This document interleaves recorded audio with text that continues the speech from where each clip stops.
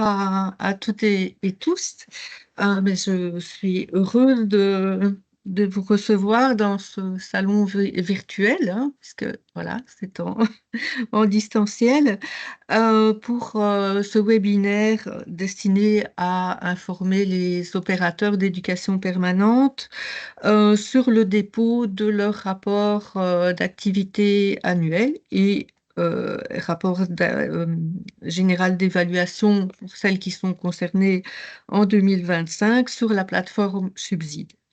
Certains d'entre vous, peut-être, étaient présents déjà en décembre 2024 lorsque nous avons organisé une même session d'information pour les opérateurs qui souhaitaient déposer une demande de principe ou une demande de reconnaissance en 2025. Nous y annoncions ce webinaire et donc nous y sommes.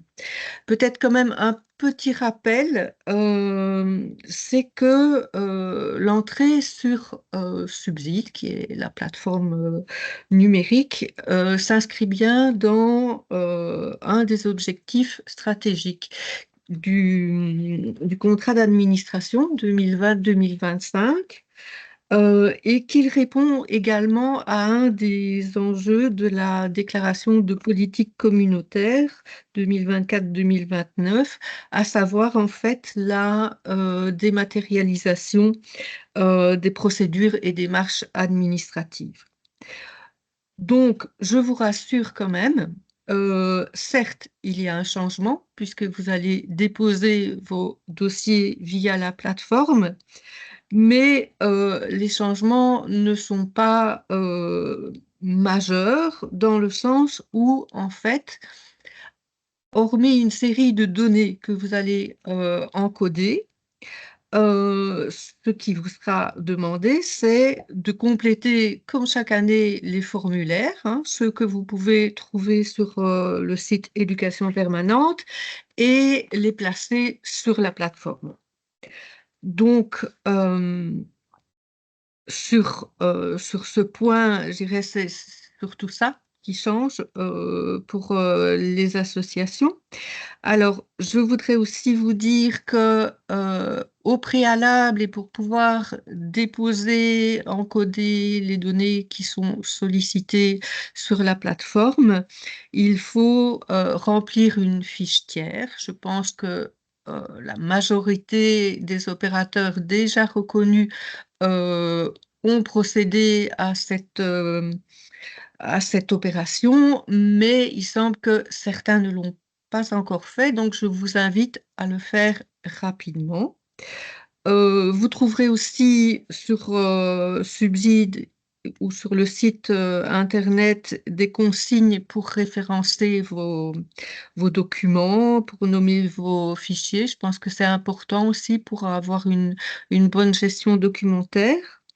Et surtout, bah, je pense que c'est très important de le dire d'ores et déjà, c'est que le webinaire sera placé sur notre site. Vous aurez aussi d'autres petits supports, mais je laisserai l'équipe Subside vous en parler. Et enfin, en cas de problème technique, puisque c'est nouveau, l'équipe Subside sera à votre disposition pour toutes les questions techniques. Pour les questions métiers, bah, vous venez vers l'équipe Décret comme d'habitude. Mais vraiment, pour toutes les questions techniques liées à Subside, c'est vraiment l'équipe Subside qui est la mieux à même de répondre à vos questionnements. Alors, sans plus attendre, je vais demander à Christian Dom et son équipe de vous présenter l'outil. Merci. Merci Patricia.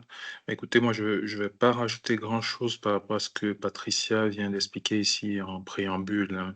Si ce n'est vraiment d'insister sur l'attention qu'il y a vraiment de notre côté, en tout cas sur tout ce qui concerne l'accompagnement du secteur. Donc vraiment n'hésitez pas en cas de difficulté technique. On a une petite adresse ici que Laurent va mettre dans la conversation si ce n'est pas déjà fait, l'adresse mail. Et donc là, Je l'ai mis dans la n'hésitez conversation. pas. vous avez des soucis pour vous connecter à la plateforme, vous avez des difficultés à déposer une pièce, vous travaillez avec un MacBook, etc.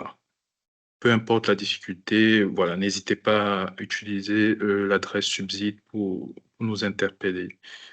Globalement, ici, la première session qu'on a eue en janvier pour les collègues qui devaient déposer des premières reconnaissances ou bien des demandes de principe, ça s'est bien passé. On a eu 2, 3 points qui nous ont été remontés et qui ont été pris en compte.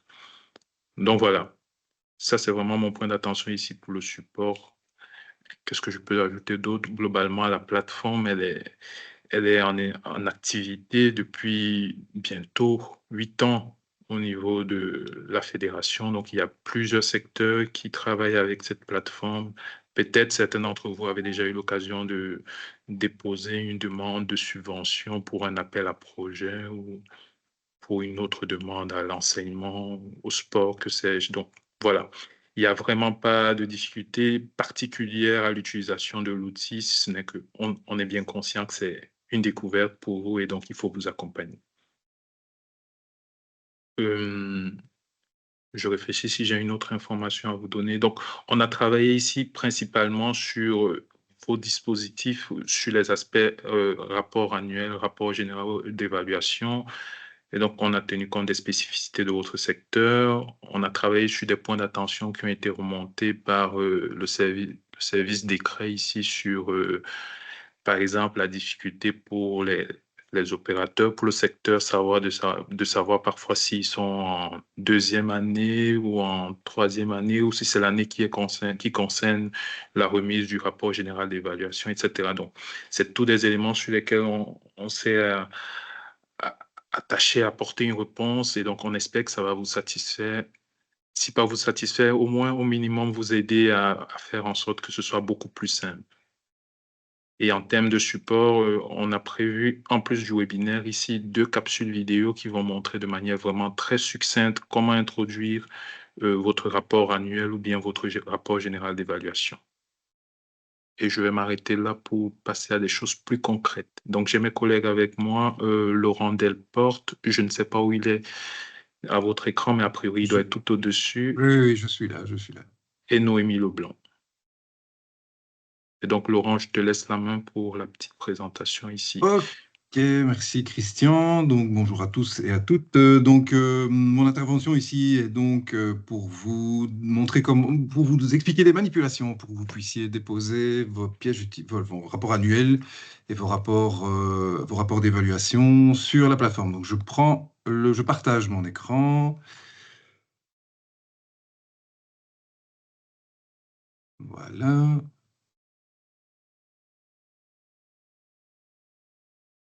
Voilà, je pense que tout le monde voit bien mon écran. Donc, comme le disait Madame Hubert, a priori, tout le monde dispose d'un... Alors, je vous précise quand même avant de commencer que nous sommes dans un environnement, ce qu'on appelle l'acceptance. Donc, c'est l'environnement dans lequel on fait les tests. C'est 100% des fonctionnalités de ce que vous connaissez en ligne, mais sans effet produit sur les dossiers, évidemment. C'est pour ça qu'on fait les démos et les tests ici dans cet environnement. Donc voilà, le principe est que vous deviez d'abord vous authentifier sur la plateforme. Comme Mme Hubert disait, a priori, tout le monde dispose d'un identifiant et d'un mot de passe. Si jamais il y a encore des gens qui ont des difficultés à inscrire leur personne morale, comme je l'ai déjà mis dans la conversation, vous pouvez adresser les problèmes que vous expérimentez à subside@cfob.be. Fondamentalement, c'est moi et une de mes collègues qui vous répondront. Voilà, vous ne devez vraiment pas hésiter, c'est un problème qui est assez classique et en 2 temps, 3 mouvements, on débloque la situation. Même chose pour les comptes d'utilisateurs, si vous avez oublié votre mot de passe et que la récupération ne fonctionne pas, vous pouvez foncer sur subside@cfob.be, on peut débloquer votre situation à ce sujet-là. Donc, ici, je mets donc ma casquette qui est la vôtre, c'est-à-dire celle de représentant d'une personne morale. Donc, j'encode ici dans le bloc déjà inscrit, puisque la personne morale existe dans la plateforme. Donc, j'encode ici mon identifiant, qui est bien sûr un identifiant propre à la démo ici. Donc, voilà, dans votre cas, ce sera plus souvent une adresse email utilisée dans le cadre de votre travail. Mais ici, moi, mon adresse est demo@ethiopmail. Mon identifiant, c'est demo@ethiopmail.com avec un petit mot de passe qui va avec. Je clique sur m'identifier. Alors, si tout se passe bien, ce qui est le cas ici, vous voyez que le nom que vous avez donné à votre compte utilisateur apparaît ici en haut à droite. Ça veut dire que vous êtes bien authentifié sur la plateforme et qu'elle pourra faire le tri entre vos dossiers et ceux des autres. Voilà, donc à partir de là, vous avez une seule chose à faire, c'est cliquer sur le point de menu Suivre mes dossiers, qui en fait est simplement l'historique des dossiers qui ont été introduits dans la plateforme. Alors, vous trouvez ici deux dossiers qui vont représenter donc les deux cas majoritaires. Donc, je vais commencer par le premier, qui est le plus classique. Donc, le principe est que vous avez donc votre numéro de dossier ici, et vous avez un petit crayon. Le petit crayon veut dire que la plateforme attend une réaction de votre part, et donc pour rentrer dans le dossier et verser vos pièces justificatives, puisque c'est ça qu'on attend, vous devez simplement cliquer sur le petit crayon. Si vous cliquez à côté, c'est simplement une fonctionnalité de consultation. Vous verrez le formulaire de dépôt, mais vous ne pourrez pas interagir avec. Donc, il est important que vous cliquez bien sur le petit crayon. Alors, une fois que... Alors, ça, c'est les derniers travaux qu'on a fait dans le dossier. Ça n'apparaîtra pas dans votre cas. Je suis un petit peu désolé que ça reste. On a fait tout ce qu'on a pu pour que ça disparaisse, mais voilà. Ça traîne un peu entre plusieurs serveurs, apparemment. Alors, vous voyez donc ici, non, je me suis trompé de dossier, j'ai pris le dossier le plus complexe, je vais retourner sur l'autre, c'est celui-ci, voilà, le 44. Et vous voyez donc ici le rappel donc, de où on en est. Donc, on parle bien du dispositif de gestion de reconnaissance de l'éducation permanente. Et vous avez ici les différentes lignes qui représentent toutes les annuités pendant lesquelles vous devez verser un rapport donc un rapport annuel. Et donc ici, en l'occurrence, c'est une reconnaissance qui porte sur 6 ans et on est à la première année. Donc, en fait, la seule chose qu'on attend de votre part pour le moment, c'est de verser le rapport annuel de l'année 2025, qui est attendu pour l'année 2025. Et encore une fois, vous voyez qu'il y a un petit crayon qui indique que c'est la seule action qu'on attend de vous dans ce dossier. Vous remarquez ici que l'État est en attente de saisie. Donc, en attente de saisie, vous devez comprendre ça par en attente de saisie des informations de pièces justificatives de votre part. Vous pouvez donc cliquer sur le petit crayon. Alors, le formulaire se modifie et vous voyez que il s'est redéployé avec le fameux formulaire donc, dans lequel vous pouvez verser toutes vos pièces justificatives. Je vais le prendre onglet par onglet. Le premier onglet est un récapitulatif du statut de votre connaissance. Donc, vous voyez ici qu'il porte sur l'année 2025 à 2029, que c'est un dossier qui concerne une association et qui travaille sur les axes 1 et 3. Et les catégories de forfait qui correspondent.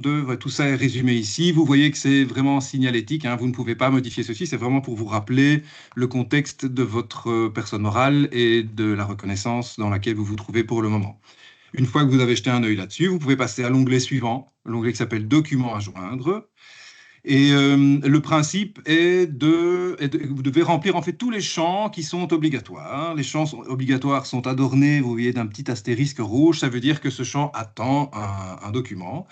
Et donc, vous devez faire ce travail pour tous les champs que vous allez trouver dans tous les onglets.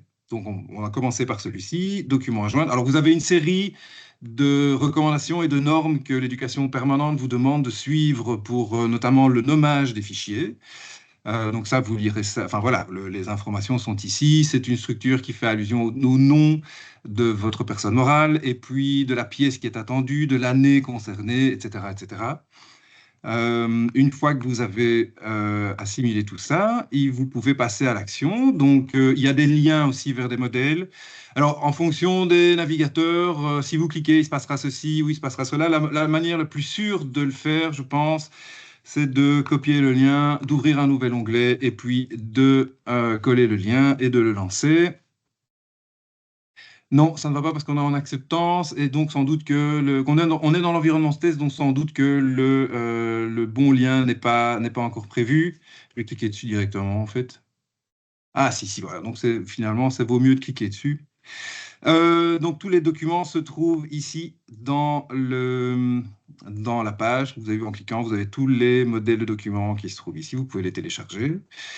Une fois que vous les avez remplis, vous pouvez commencer à les verser. Donc pour ça, simplement, c'est comme une pièce jointe dans un mail pour le rapport d'activité en le premier champ qui est réclamé. Vous cliquez sur Ajouter un fichier et puis vous devez simplement naviguer jusqu'à l'emplacement où vous avez sauvegardé le document. Chez moi, il est ici. J'ai essayé de respecter la nomenclature de l'éducation permanente. Une fois que c'est le cas, vous le sélectionnez et vous voyez qu'il s'est installé dans le champ.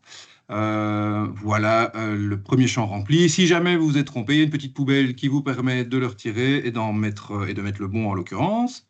Je remets le bon quand même, voilà. J'en profite tout de suite, puisqu'on est rentré dans le formulaire, pour vous rappeler le principe de la session. Donc, quand vous vous authentifiez, vous lancez une session de 30 minutes. Assez contre-intuitivement, ce n'est pas parce que vous manipulez le formulaire que vous maintenez cette session. Le seul moyen vraiment de la maintenir, c'est d'enregistrer la progression de votre encodage. Chaque fois que vous cliquez sur enregistrer, vous remettez la session à 30 minutes et donc ça vous permet de ne pas vous retrouver le bec dans l'eau si jamais vous avez le malheur de vouloir valider votre formulaire et que vous avez dépassé les 30 minutes. Dans ce cas-là, la plateforme vous renvoie à la page d'accueil et bien sûr, c'est pas, enfin voilà, le travail est perdu, vous ne serez pas content. Donc voilà, j'attire votre attention là-dessus. Maintenant, je retourne dans l'onglet Documents à joindre et on peut passer au champ suivant, qui est le rapport moral de la SBL tel que présenté à l'Assemblée générale. Alors, je vais me permettre d'utiliser toujours le même document pour le test. Voilà, donc j'ai versé mon rapport moral. Il y a encore une fois des liens vers des modèles.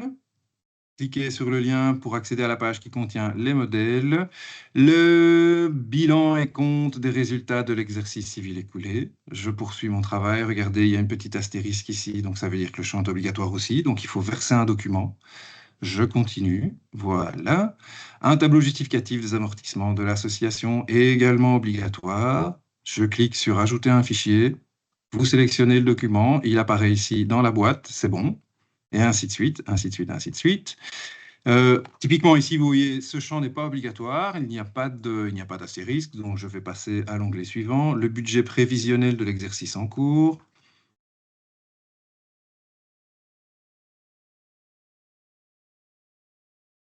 La copie certifiée conforme est signée du procès-verbal de l'AG qui approuve ce rapport annuel.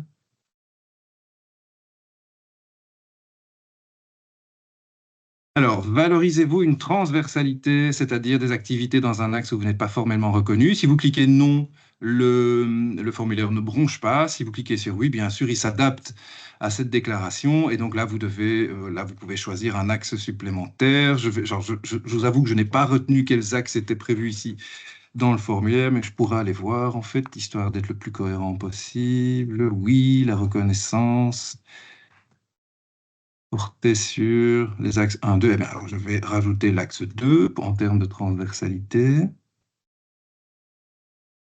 Voilà. Axe 2. Encore une fois, il y a des modèles à télécharger en l'occurrence. Un tableau récapitulatif des transversalités entre axes qui est obligatoire doit être ajouté. Je le rajoute. Voilà. Alors, lien vers des modèles. Tableau des activités axe 1. Hop. Etc. etc. Ce champ-ci est obligatoire aussi. Voilà. Veillez donc toujours à utiliser les modèles qui sont demandés ici entre les champs. Tableau des axes 2, ajouter un fichier, je continue. Alors,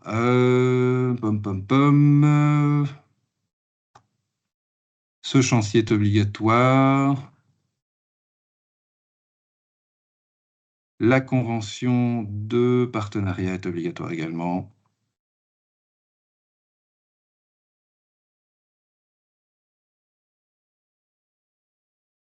La même chose pour l'axe 3. Au hasard, je vais choisir cette activité-ci. Des études. Pour encore une fois, tous les champs obligatoires, c'est ce qu'on vous demande, c'est de remplir ces champs. Pour les fichiers qui concernent les activités suivantes, services collectifs, outils pédagogiques, oui, les outils pédagogiques, les états pédagogique ou culturel. Le champ ici est obligatoire. Il faut verser un document. Celui-ci n'est pas obligatoire, celui-ci non plus. Les études, le fichier d'études est obligatoire.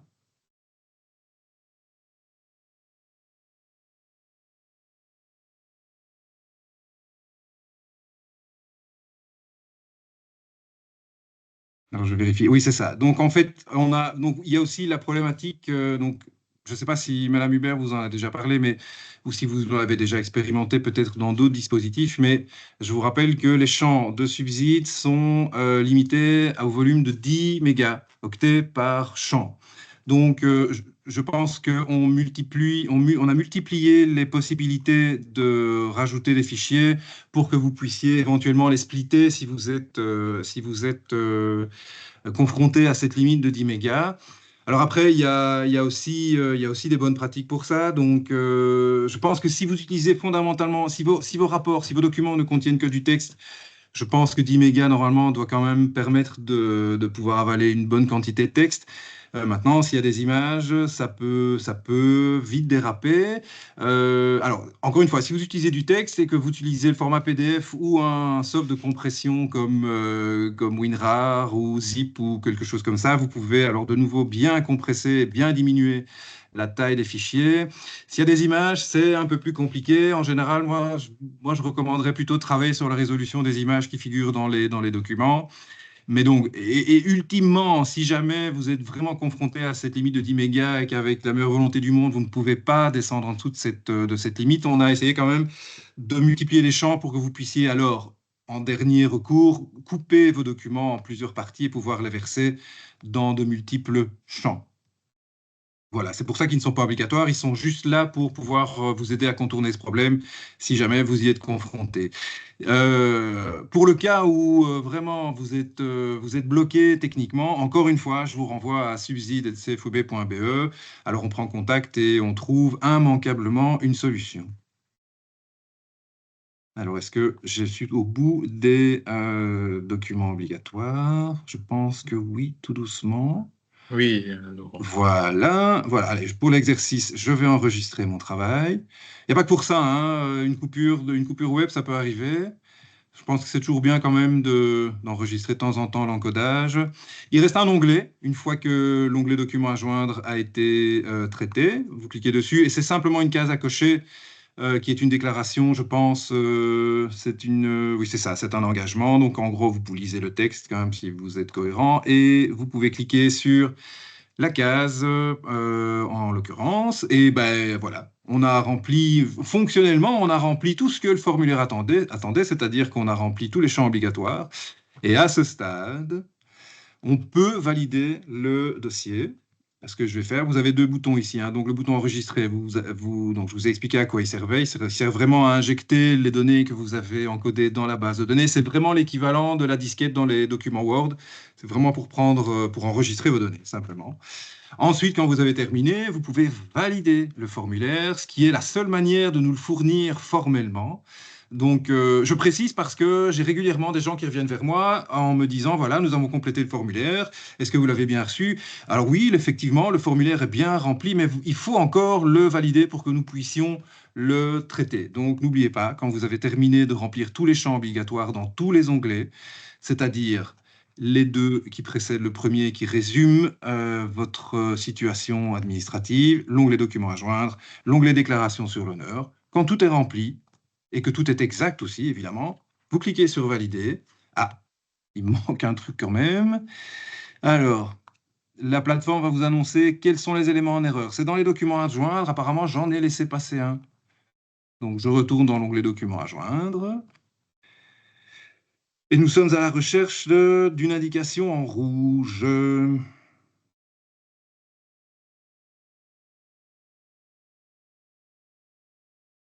Est-ce que j'accélérerai la manœuvre, peut-être? Non, on arrive au bout quand même? Oui, on arrive au bout. Qu'est-ce que j'ai oublié? Ah, voilà. La preuve de collaboration, vous voyez, elle est obligatoire et j'ai oublié de la verser. Rebelote.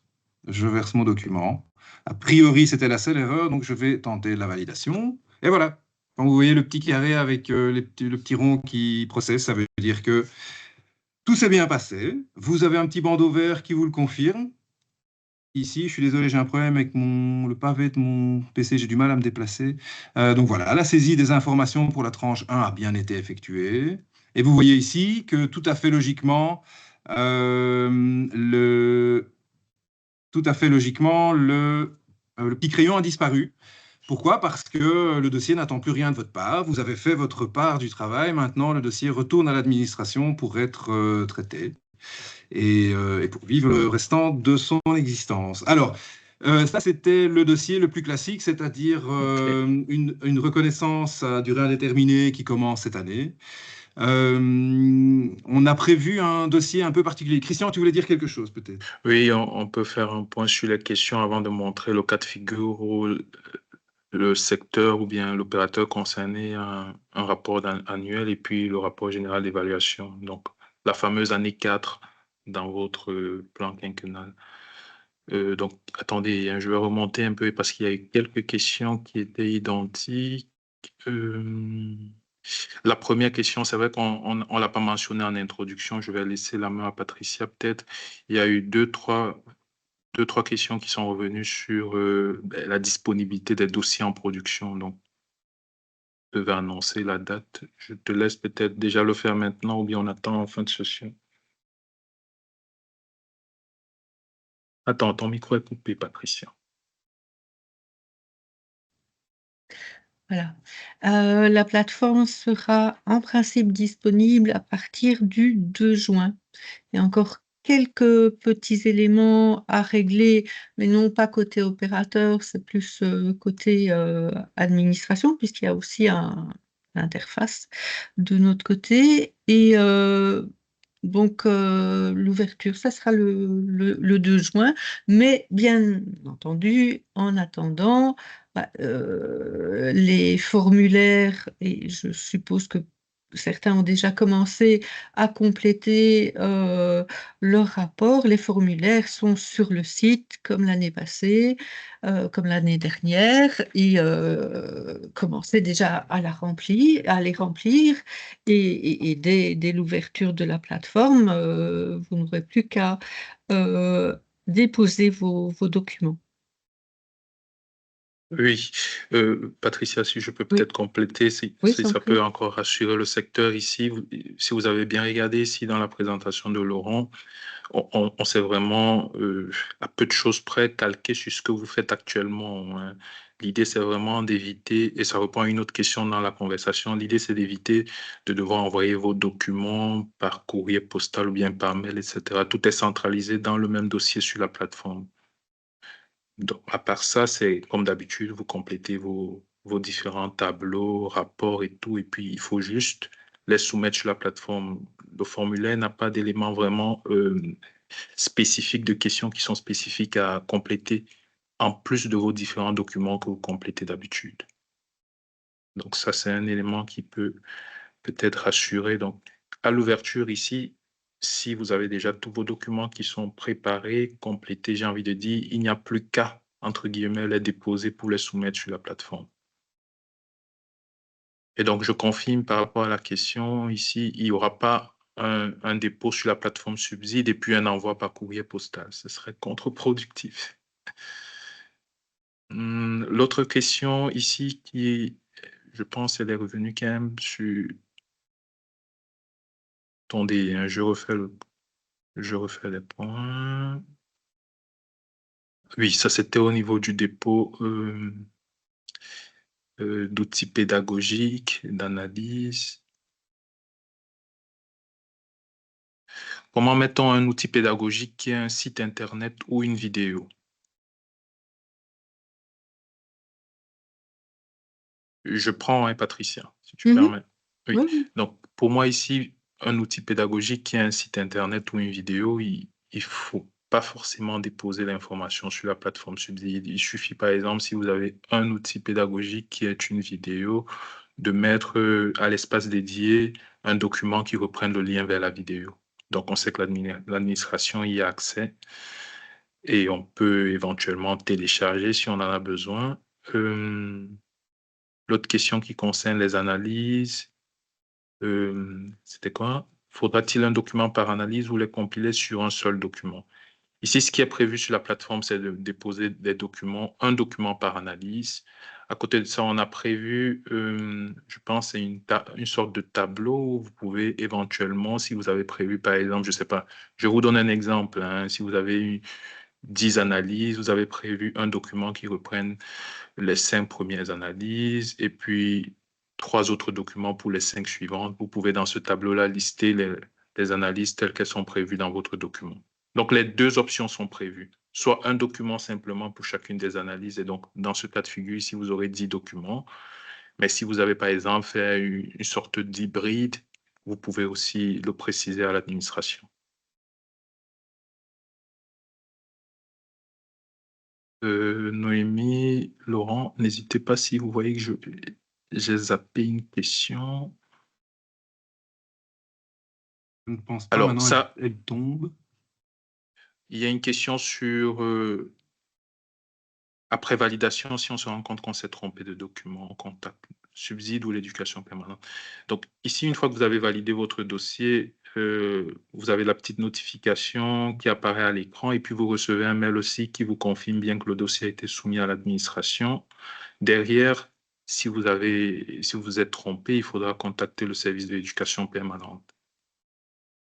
Et donc ça, il y aura la possibilité, après un échange avec les collègues ici, de vous rendre la main à votre dossier pour adapter. Mais évidemment, ce sera évalué avec le service.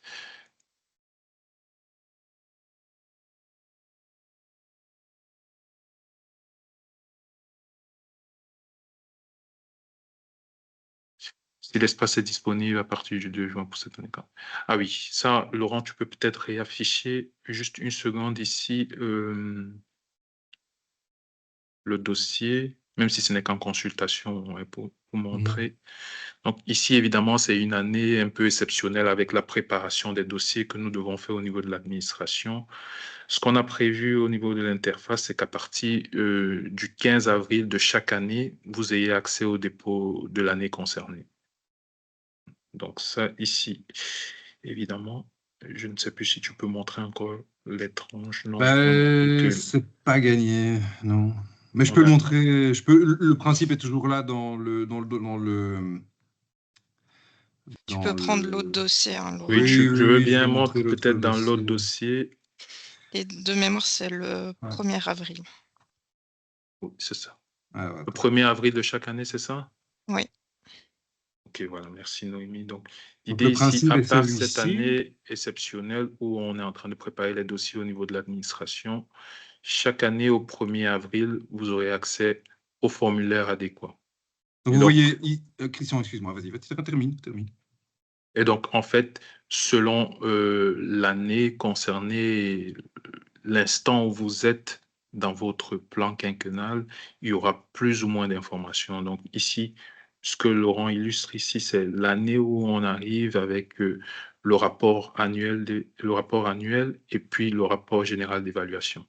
Donc ça, c'est la seule année, donc la fameuse année 4 dans votre plan quinquennal où vous aurez 2 formulaires à compléter. Donc, en fait, quand vous date prévue, c'est date à partir de laquelle le formulaire s'ouvre pour vous. Donc, on est passé cette date, on est le 8 mai, donc ça fait un mois, une semaine que le formulaire est disponible. Vous avez les petits crayons qui vous le confirment. Ça veut dire que vous pouvez intervenir dans votre dossier. A contrario, la ligne 6, vous êtes en attente d'activation et la date prévue est le 1er avril 2026, donc dans un an. Et c'est pour ça qu'il n'y a pas de petit crayon.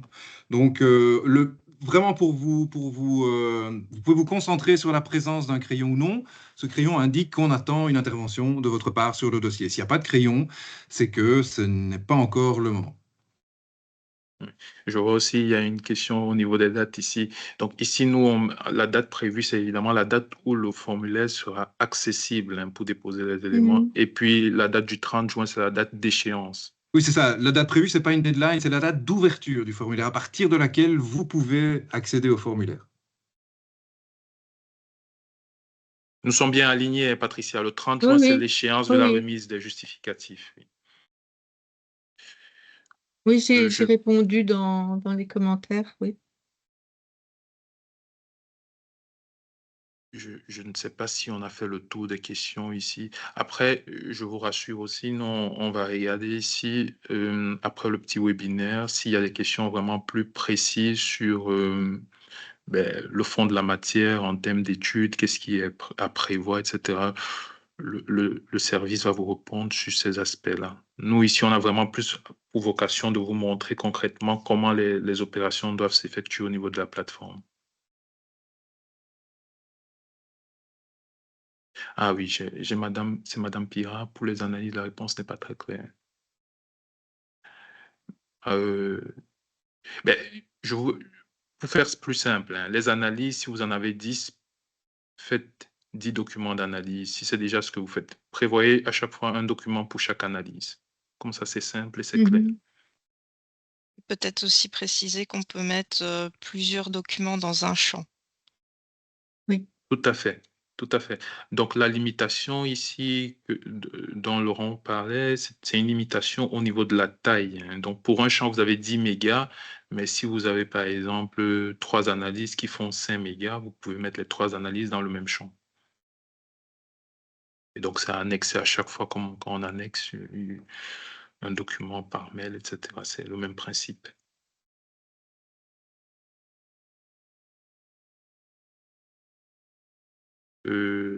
Monsieur Hanin.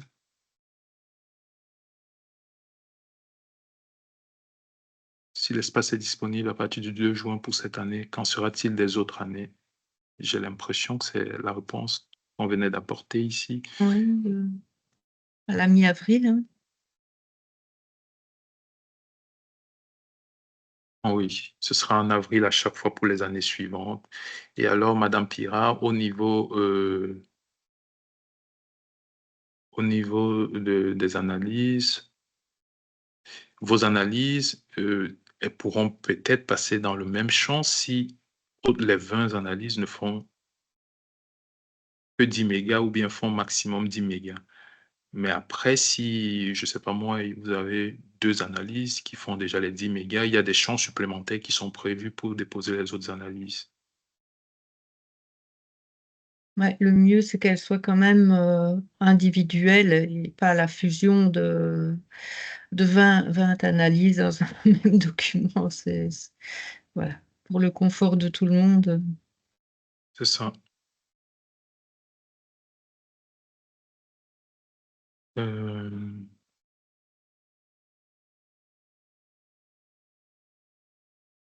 Attendez, hein, c'est beaucoup de questions sur Oui. le fichier. Je ne sais pas s'il y a d'autres aspects. Ah, Monsieur Hanin demande s'il y aura une autre session. En fait, ce qu'on a prévu ici, c'est, comme on le disait en début de session, hein, c'est de mettre le webinaire à disposition, la vidéo qui est enregistrée ici au niveau du site de l'éducation permanente.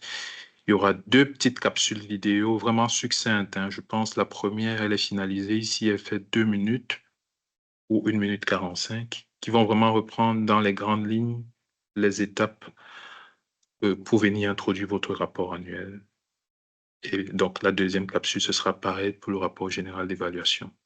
Et alors, Christian, moi, je répondrais bien à Monsieur Hanin que la majorité des personnes morales disposent déjà de leur compte, sont déjà inscrites et disposent déjà de leur compte d'utilisateur. S'il a un souci avec ça, il peut nous revenir via subside.cfob.be. On verra ça en tête à tête. Oui. S'il a des soucis pour inscrire sa personne morale.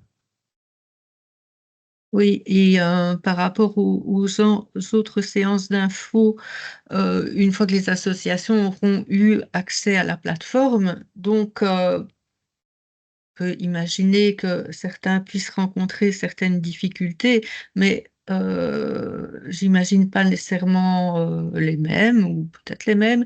Mais donc là, c'est plus ce qu'on va privilégier, c'est le contact direct avec l'équipe Subside par rapport à votre problème spécifique. Je pense que ce sera beaucoup plus simple comme ça. Tout à fait.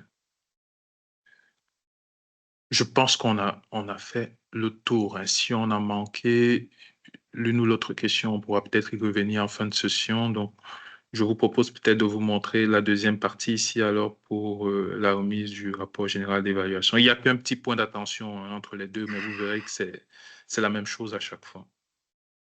Le bouton partager est juste à gauche du bouton fin de l'événement. Ça, c'est chaud quand même. Voilà. Je vais me déloguer et recommencer toute la navigation au cas où. Je pense que c'est le moment ou jamais. Dès que je récupère une visibilité sur mon navigateur, merci Teams. Alors, donc, hop, subside, viens à moi. Merci. Donc, n'oubliez pas, votre login, votre mot de passe, votre identifiant lié à votre personne morale, le mot de passe qui va avec, dans ce bloc-ci, déjà inscrit. Vous cliquez sur s'identifier. Votre nom apparaît ici en haut. Vous êtes dans, vous êtes là. Vous êtes dans Subside, authentifié. Il peut faire le tri maintenant. Vous cliquez sur suivre mes dossiers. Et vous voyez donc tous les dossiers qui vous concernent. Il y en a 2 ici. Il y a celui qu'on a fait tout à l'heure. Rappelez-vous, il n'y a plus de petits crayons. Ben, on n'a plus rien on n'a plus d'action à y apporter. Il en reste un ici, par contre, en dessous, le dossier qui porte le numéro 33 et qui est le fameux dossier dans lequel on a essayé de concentrer toutes les particularités de situation. Alors, en l'occurrence, c'est toujours un dossier de reconnaissance à durée indéterminée, mais qui est plutôt en cours, lui, on va dire de période de reconnaissance. Je vais reculer pour vous reparler donc du petit crayon en face, hein, qu'il n'y ait vraiment aucune ambiguïté. Le petit crayon, hop. Voilà. Alors, vous passez par cette page-ci qui vous spécifie le nombre d'interventions que vous devez faire. Vous voyez qu'il y en a 2. Il y en a une ici pour le solde, simplement. Donc ça, c'est le rapport annuel de l'année, le rapport 2025.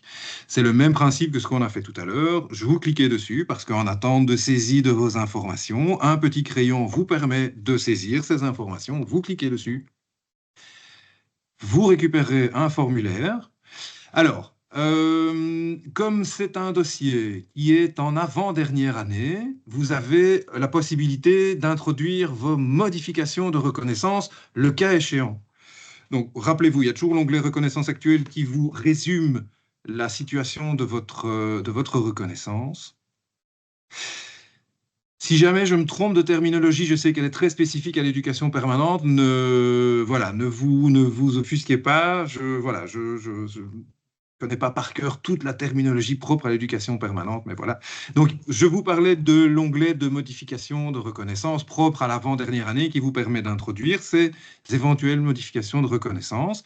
Et donc, comme tout à l'heure, le principe des formulaires de dépôt de pièces justificatives dans Subside, c'est remplir tous les champs obligatoires dans tous les onglets. Donc le premier, ça c'est juste, il vous annonce quelque chose. Par contre, dès le deuxième, on attend une intervention de votre part. Donc, dans l'onglet modification de reconnaissance, vous pouvez simplement dire non, je n'ai pas de changement j'ai pas de changement à revendiquer. Par contre, si c'est le cas, vous cliquez sur oui, et alors vous voyez que le formulaire s'est redéployé. Et si vous souhaitez être reconnu comme association plutôt que mouvement, vous sélectionnez mouvement, et ainsi de suite. Ici, on vous demande de spécifier un axe supplémentaire. Je vais cliquer sur l'axe 2. Vous avez un lien qui vous permet de retourner à la légistique qui concerne cet axe, et ainsi de suite. Les catégories de forfaits qui vont avec ces axes nouveaux pour vous, en tout cas qui portent sur les modifications que vous voulez introduire, et ainsi de suite. Tous ces champs, encore une fois, sont obligatoires. La petite astérisque rouge les adorne. Vous cliquez au moins sur une province, parce que c'est obligatoire, puisque le champ est obligatoire. Voilà, vous avez rempli ici tous les champs obligatoires de l'onglet modification de reconnaissance. Vous pouvez passer à l'onglet suivant, document à joindre, et rebelote. Un format de nommage, donc une norme pour le nom des fichiers à respecter. Des modèles aussi à respecter avec le lien vers les modèles. Vous cliquez dessus. Si tout se passe bien en termes de navigation, voilà, la page s'ouvre et tous les documents sont ici. Pour avoir vu pas mal de pages qui contiennent des modèles de documents, je pense que celle-ci est tout à fait claire. Vous voyez que les documents sont ici. Vous cliquez dessus et vous téléchargez Le modèle, hein, il est apparu ici en pièce jointe. On peut aller le voir si vous voulez. Ah, il est voilà, je peux l'ouvrir. Et vous allez voir le modèle vide, évidemment. Donc, c'est donc ce modèle qu'il faudra remplir pour verser ensuite la pièce jointe. Voilà. Pom, pom, pom. Je retourne sur le formulaire. Bon, alors, je vais continuer à utiliser le même document. Vous me pardonnerez. Et rebelote, remplir tous les champs obligatoires. Hop, hop. Voilà. Je vais accélérer la manœuvre hein, parce que... Oui, pour la suite, a priori, c'est le même principe. Peut-être montrer le RGE. Donc, je crois que les documents à joindre, il n'y a plus grand-chose à rajouter par rapport à Non, ça. c'est exactement le même, que l'autre. Hein. Tout à Donc fait. bref, remplir tous les champs obligatoires. Je vais enregistrer, on ne sait jamais. Ah, il est repris par le formulaire. Vous voyez, il faut au moins sélectionner 3 axes dans l'onglet axe de reconnaissance. Ça, c'est parce que tu as décidé d'être reconnu comme mouvement maintenant. D'accord. Alors, c'est quoi? Tu veux dire que je dois retourner à l'onglet précédent? Oui, modification de reconnaissance. Si tu Ah oui. décides de devenir un mouvement, et donc là, quand je vous disais qu'on a prévu toute une série de choses pour vous faciliter la vie, il y a ce genre de rappel en fonction du D'accord. cas de figure, du scénario, les choses Ok, qu'il faut mettre en place. voilà. Il Il t'en n'y a pas manque encore toujours, un. hein. Pardon? Il en manque un. Oui. Il en manque un. Ah oui, il en faut 3. Au moins 3 Oui, axes. Voilà. un mouvement.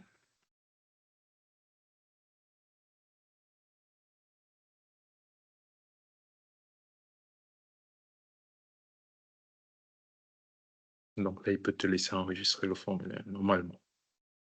Voilà. Là, donc si je l'ai enregistré, je peux maintenant en sortir en cliquant sur annuler. Je récupère la page précédente qui me permet de faire le choix entre les interventions. Alors, tout à l'heure, quand j'avais terminé, le crayon avait disparu puisque nous avions validé le formulaire. Ici, on l'a juste enregistré pour que je puisse vous montrer le RGE. Mais donc, c'est tout à fait logique puisque le formulaire n'est pas complet, que le crayon s'y trouve toujours pour vous permettre d'aller le compléter et enfin de le valider. Je clique toujours la même mécanique. Pour la ligne du RGE, en attente de saisie, c'est prêt puisque nous sommes nous sommes 5 semaines après cette date, donc le formulaire est accessible, le petit crayon en atteste, vous cliquez dessus. Et alors, ici, voilà, les modifications de reconnaissance, on va dire non en l'occurrence, ici pour ne pas refaire cette mécanique. De nouveau, une norme pour le nommage des fichiers.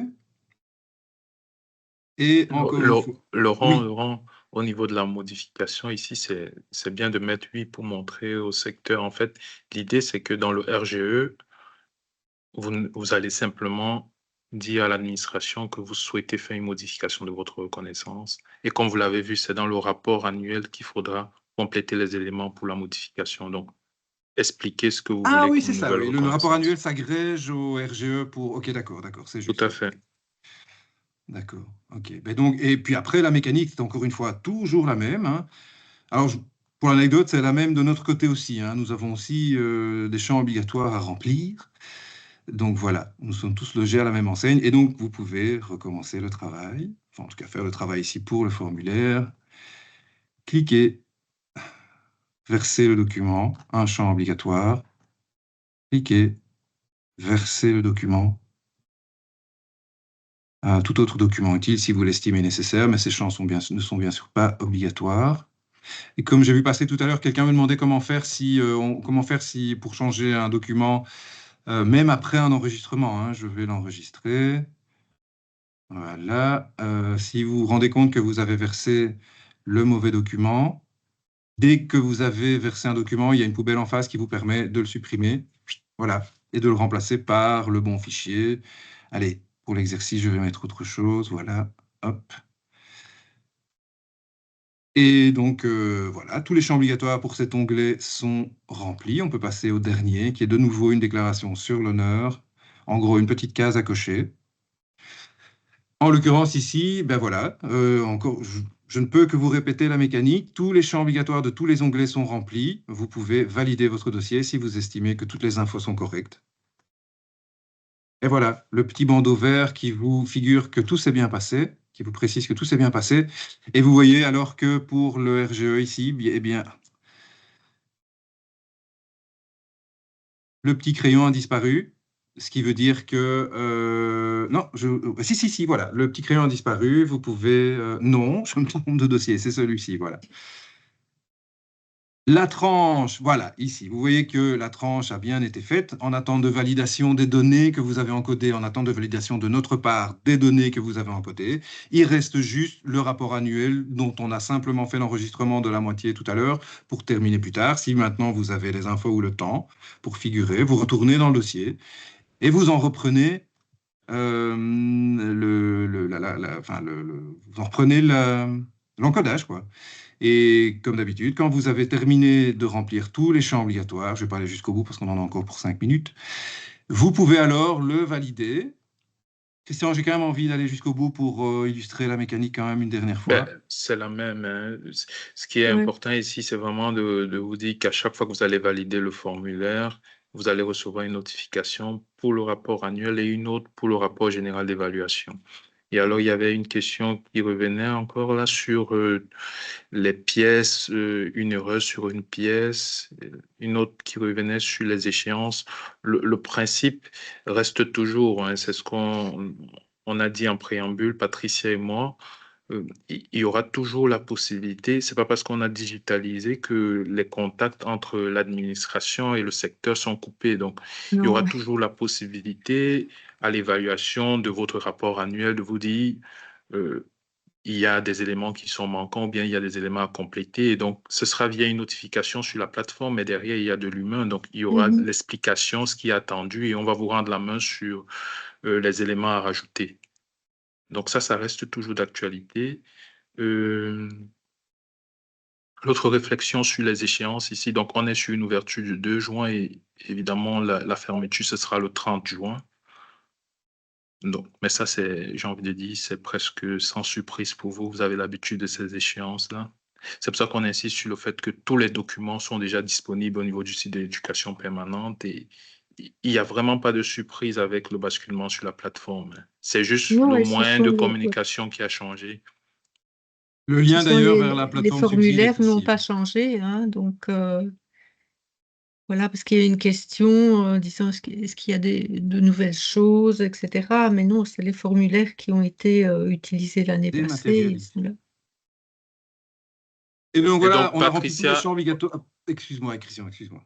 tu voulais encore dire un mot sur la démo? Vas-y, Laurent, et puis Oui, je voulais juste terminer. Voilà, donc encore une fois, tous les champs obligatoires de tous les onglets ont été remplis. Vous validez. Voilà, le petit bandeau vert qui dit que tout s'est bien passé. Et maintenant, purée, quoi, il y a ce statut qui revient tout le temps. C'était le 44. Eh bien, si vous retournez dedans, vous voyez que il n'y a plus rien à faire, tout a été fait. Voilà, vous n'avez plus de petit crayon nulle part. Donc vous êtes en ordre. OK. Voilà. Ça va, Laurent, merci. Et donc, oui, je rebondis directement sur les questions qui reviennent ici et dans le chat. Donc, oui, en cas de demande de complément, vous allez recevoir une notification par mail vous invitant avec le numéro de dossier et avec le complément d'information attendu. Donc, tout ça est prévu. Veux-tu que je montre une notif dans Yopmail, Christian? Ou c'est pas nécessaire? Je ne sais pas si ça va correspondre au cas de figure ici. Tu veux montrer D'accord. la confirmation de... Bah oui, s'il y a une notif qui part et que, voilà, comme vous la citez, je peux la montrer, mais c'est pas... La question ici, c'était sur les compléments, mais on peut leur montrer éventuellement ce qu'ils reçoivent à la validation de leur formulaire de demande. Ça, on peut montrer vite fait. Allez, je montre. Le petit mail de confirmation. Donc alors, je vous précise tout de suite que on utilise un petit site qui simule le fonctionnement d'une messagerie classique, ce qui nous permet de multiplier les tests sans devoir gérer de véritables adresses email dans des clients web. Et donc voilà à quoi ressemble une accusée typiquement, un accusé de réception pour, vous voyez ici, donc qui fait allusion au numéro du dossier concerné et qui dit bonjour, poli déjà, c'est bien, nous avons reçu vos justificatifs. Voilà. Donc, c'est un élément qui est un peu opposable quand même. Si jamais on vous dit, bah non, on n'a rien reçu, vous pouvez toujours exhiber cette notification. Voilà. Et c'est aussi le côté rassurant de vous dire, tant que vous n'avez pas encore vu cet email-là, c'est qu'il y a peut-être encore une action à faire au niveau de la plateforme. Donc, vraiment, l'email, c'est la confirmation ici du dépôt de votre rapport. Et donc, fini les copies papier. Oui. C'est bien, ça revient à chaque fois. Non, je le redis, on ne va pas vous faire compléter les éléments sur la plateforme et vous faire envoyer des documents par courrier postal. Quelle est l'heure limite le 30 juin? Merci, Madame Martinez, de poser la question. C'est parce que ça me C'est pas permet la de première qui la rebondir. pose. Ça me permet de rebondir. L'idée, évidemment, c'est pas de remettre vos justificatifs le 30 juin à 23h58. Parce que, si vous avez un souci, il n'y aura personne. Et surtout, ça, c'est plus pour vous, hein. Pour nous, côté support, idéalement, il faut qu'on vous accompagne s'il y a des soucis, mais plus pour vous en termes même de complétude des éléments, c'est pas la bonne idée de venir en dernière minute pour déposer tout ça. La plateforme n'aura pas de souci à recevoir les éléments jusqu'à la dernière minute à 23h59, mais voilà. Voilà, Je vous là, encourage à anticiper au maximum et comme ça, vous pouvez nous poser des questions le cas échéant. Sans vouloir découvrir la couronne, le truc platement, c'est qu'on n'est pas une armée derrière Subside et CFOB.be. Donc, si tout le monde verse ses pièces justificatives les 2 dernières heures et qu'il y a un pic de demande, c'est toujours beaucoup plus compliqué de pouvoir répondre à tout le monde que si c'est étalé sur le temps. Voilà. Mais donc, par rapport à ça, voilà, moi j'ai répondu, qu'on vous communiquerait une heure pour votre facilité aussi de contact avec l'équipe subside ou l'équipe décret. Maintenant, ben oui, vous pouvez toujours essayer de le déposer à 23 ou le déposer à 23h59, mais comme dit Christian, s'il y a quelque chose qui coince, c'est un petit peu embêtant. Donc voilà, en tout cas, une heure jusqu'à laquelle nous, on sera encore disponible pour répondre à vos questions. Patricia, je ne sais pas si tu vois j'ai raté quelque chose dans les questions, dans la conversation. Je pense pas. Alors, il y a la question là, des traces, des liens, etc. Ce sont des liens Dropbox. Est-ce correct? Alors, je dois bien dire que je ne sais pas vous répondre là en direct. Ce qu'il y a, c'est qu'il faut que, par exemple, dans 3 ans ou 4 ans, qu'on puisse retrouver ces documents. Donc, voilà, ça c'est une question technique que je ne maîtrise pas. Donc, je ne me sens pas à l'aise pour vous répondre. Globalement, c'est le point d'attention qu'on disait ici, hein, c'est de dire au maximum, parce que c'est ça notre objectif, c'est de dire on a le dossier de reconnaissance ici, le plan quinquennal, et on retrouve l'ensemble des dossiers. Ça nous permet, nous, au niveau de l'administration, de pouvoir retrouver nos jeunes 5 ans plus tard, comme Patricia le dit. Mais pour vous aussi, il y a un côté aussi confortable de pouvoir, pour un dossier de reconnaissance, pour un plan quinquennal, retrouver l'ensemble des éléments qui avaient été soumis à l'époque. Donc, nous, on encourage au maximum, en fonction de l'élément, si c'est une trace ou bien une analyse, de mettre au maximum les éléments sur la plateforme Subside. Tout à fait. Tout ce qui est demandé sur la plateforme doit se trouver sur la plateforme. Maintenant, si vous avez une vidéo retraçant peut-être la pièce de théâtre qui a été organisée, vous indiquez un lien ou ça, ok, dans la partie trace, mais par contre, les pièces, par exemple, le PV de l'AG, il ne faut pas mettre un lien. On a besoin du PV de l'AG en tant que pièce. Donc, voilà.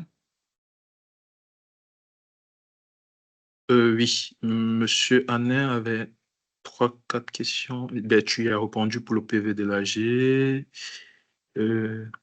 Ah non, sa question était plus précise que ça. C'était de savoir éventuellement s'il y avait une flexibilité, s'il y avait des difficultés pour la disponibilité du PV, une flexibilité sur l'échéance.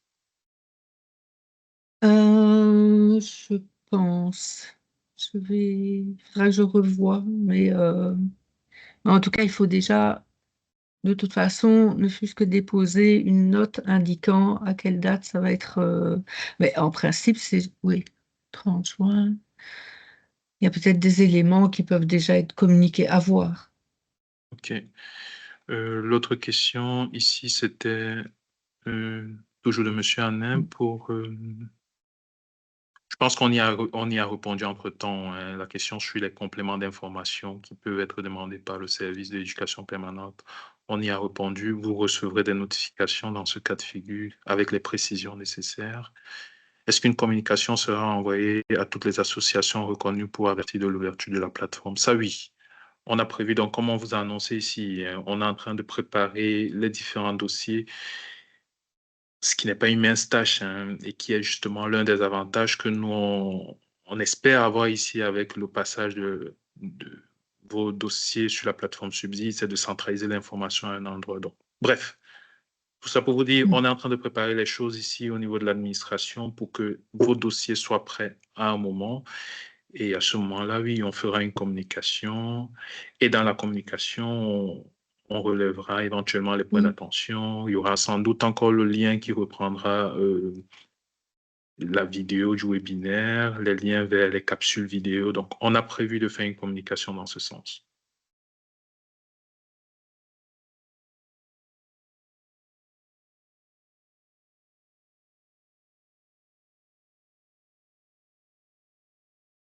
Et donc, en voyant les questions, je pense que c'est important aussi de dire que il n'y a pas vraiment de changement. Ce qu'on vous demande sur la plateforme Subside, c'est les pièces qui vous étaient déjà demandées. Donc voilà. Et en effet, toutes les traces, je veux dire, vous n'apportiez pas toutes les traces auparavant, donc c'est la même chose, donc, quoi. Il n'y a pas de changement. Mais vous verrez aussi, en parcourant les formulaires, il y a aussi des informations, hein, qui sont à votre disposition. Donc voilà, je vous invite à bien lire les documents et je pense que là, vous aurez déjà une partie des réponses aux questions que vous vous posez. Voilà. Oui, je pense qu'on a fait le tour des questions ici, hein. Mm. N'hésitez pas éventuellement, s'il y a l'une ou l'autre question ici après la présentation, à nous envoyer un email, que ce soit l'équipe Subside ou bien l'équipe éducation permanente. Oui. Franchement, je pense qu'on l'a assez stressé, mais je l'aurais dit quand même ici en fin de session, on bascule sur un outil digital, mais derrière, je vous rassure, il n'y a pas que il y a pas que des robots. On est toujours Hélas. derrière pour le suivi des dossiers ou bien pour l'accompagnement des personnes en cas de difficulté. Donc, voilà, l'objectif est plutôt de le faire de manière la plus humaine possible et de faire plutôt une simplification, pas une complexification de Oui. votre travail. Voilà. Je Voilà. peux peut-être arrêter la vidéo. Je ne sais pas si Patricia, tu penses que c'est nécessaire. On peut encore rester 2-3 minutes s'il y a d'autres questions, mais j'arrête déjà le transcript, comme ça on a une vidéo. Oui, oui. Non, je pense qu'on a fait Les gens se déconnectent déjà, tu sais. tour, hein. On a fait le tour.